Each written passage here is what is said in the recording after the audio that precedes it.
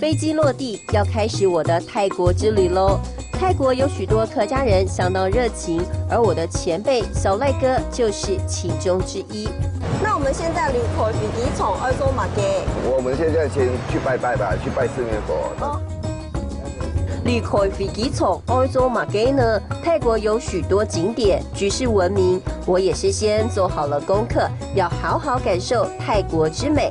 只是小赖哥说，离开飞机场的第一站，很多观光客会先到四面佛拜拜，祈求旅程平安。正面是保平安的，然后顺着时钟走过去，第二面是求事业的。原来四面佛的4尊佛面分别代表爱情、事业、健康还有财运，游客可以依顺时针的方向来祭拜。拜完之后，也别忘了用圣水来祈福。而敬神谢神的表演，也是当地特有的宗教仪式。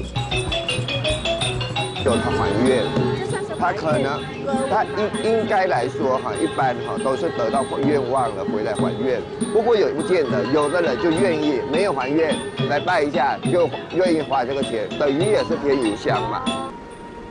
位在曼谷心脏地带的四面佛是泰国香火最旺的佛像之一，而泰国其实有相当多的寺庙，像是这间用大理石打造的大理石寺庙，虽然距离斐济丑还有曼谷市中心有段距离，但还是吸引相当多的观光客前来朝圣。小爱哥，这个大理石庙它离斐济丑很远吗？很远啊，这个是算是现在的旧区，古时候哈，这是政府机关集中的地方，差不多有100多年的历史。这个地方就是放生河，泰国人拜完以后就会放生在这里面。哦，纯白大理石都是19世纪初从意大利进口。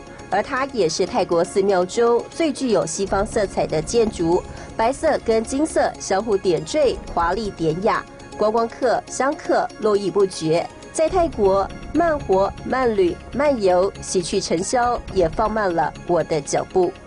在泰国客家人热情招待之下，不用担心离开斐济丑欧洲马街，因为当地丰富的观光资源一定会让我的泰国之旅收获满满。